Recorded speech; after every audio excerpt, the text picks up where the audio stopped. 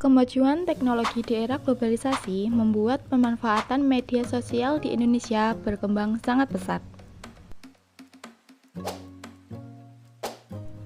Perkembangan teknologi dan informasi yang semakin pesat selain membawa dampak positif, ternyata juga membawa dampak negatif.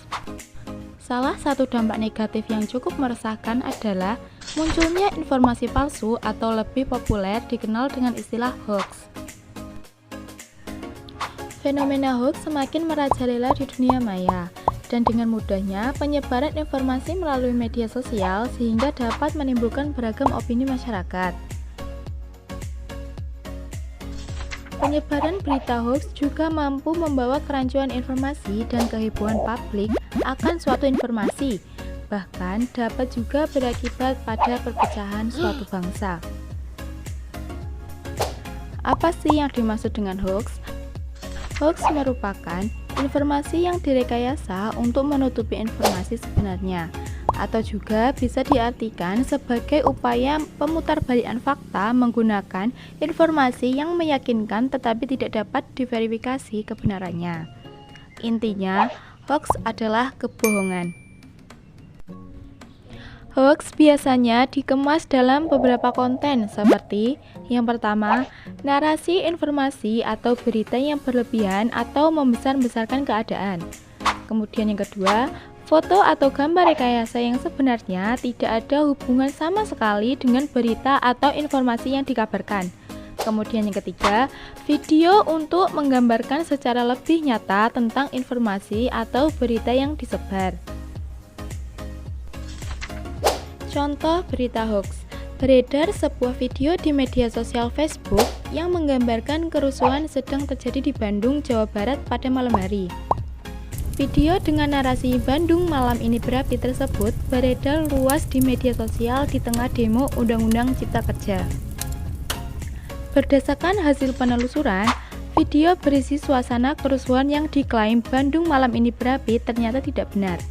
Video tersebut merupakan rekaman kerusuhan di sekitar gedung DPR Senayan, Jakarta, seusai demonstrasi mahasiswa menolak rancangan Undang-Undang KUHP dan revisi Undang-Undang KPK pada September 2019 silam. Faktanya, Liputan6.com menelusuri video yang diklaim Bandung malam ini berapi. Penelusuran dilakukan dengan mengunggah gambar tangkapan layar dari video tersebut ke situs Google Reverse Image. Seperti contoh tadi, hoax dapat menjadi pemicu munculnya keributan, keresahan, perselisihan, bahkan ujaran kebencian. Mengingat akan dampak buruknya, setiap orang harus paham untuk menghindarinya. Selain itu, hoax juga bisa mengganggu kesehatan mental. Berikut dampak hoax jika terus dibiarkan. Di antaranya, 1. Hoax dapat menimbulkan kecemasan dan memicu kepanikan publik. Pikiran menjadi imajiner, membayangkan keadaan secara berlebihan. Selain itu, hoax juga mengganggu situasi emosional dan suasana hati yang berkepanjangan, sampai menghantui pikiran dalam waktu yang lama.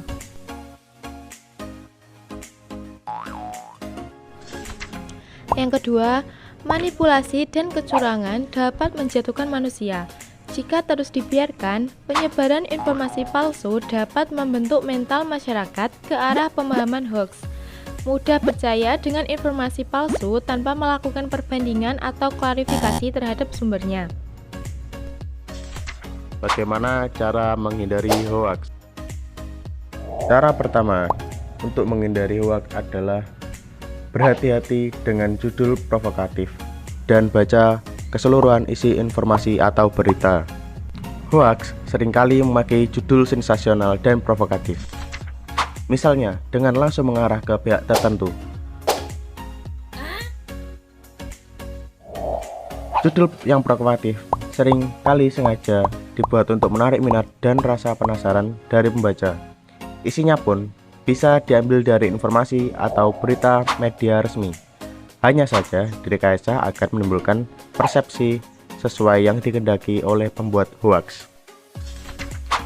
Yang kedua, jangan mudah percaya dengan foto atau video yang beredar. Di era teknologi digital sekarang ini, manipulasi terjadi tidak hanya pada narasi teks. Konten lain seperti foto dan video juga sangat mudah dimanipulasi. Pembuat hoaks bisa saja mengedit foto dan video untuk memprovokasi pembaca. Orang yang ahli dalam melakukan editing akan mampu membuat hasil editan yang sulit lagi dibedakan keasliannya oleh orang awam. Itulah sebab kita harus berhati-hati dengan foto atau video yang beredar, terlebih di dunia maya.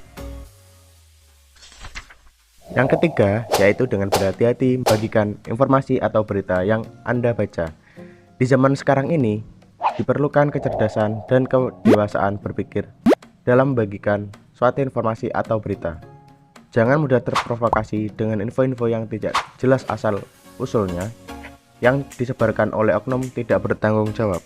Jangan asal share, terlebih bila ditambahkan dengan hate speech atau ujaran kebencian, hingga menimbulkan kembali informasi yang tidak benar.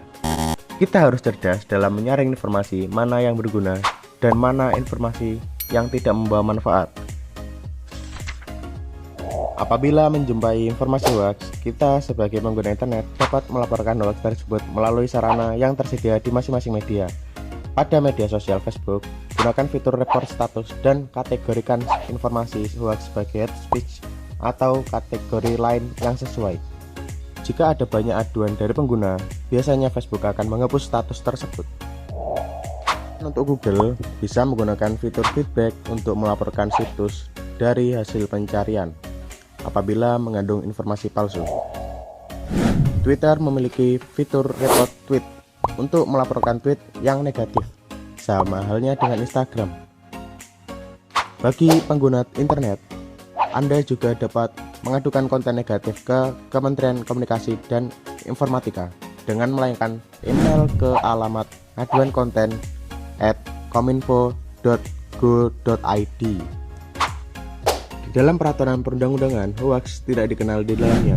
Namun, ada beberapa peraturan yang mengatur tentang peredaran berita hoaks, seperti pada Pasal 28 ayat 1 Undang-Undang Nomor 11 Tahun 2008 tentang Informasi dan Transaksi Elektronik. Hoaks adalah masalah yang sangat meresahkan di era informasi saat ini. Hoaks dapat menimbulkan kebingungan, membahayakan kesehatan, dan membentuk opini yang salah. Oleh karena itu, penting untuk memahami dampak dari hoaks dan cara menghindarinya. Kita sebagai masyarakat harus selalu berpikir kritis dan tidak mudah terpancing oleh informasi yang tidak benar. Ayo jadi generasi anti hoaks.